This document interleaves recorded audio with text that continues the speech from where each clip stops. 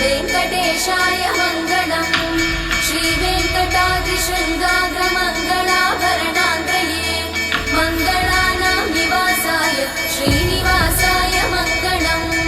सर्वावयव सौन्दर्य सम्पदा सर्वचेतसां सदा सम्मोहनायास्तु वेङ्कटेशाय मङ्गलम् नित्याय निरवध्याय सत्यानन्दचिदात्मने सर्वान्तरात्मने श्रीमद् वेङ्कटेशाय मङ्गलम्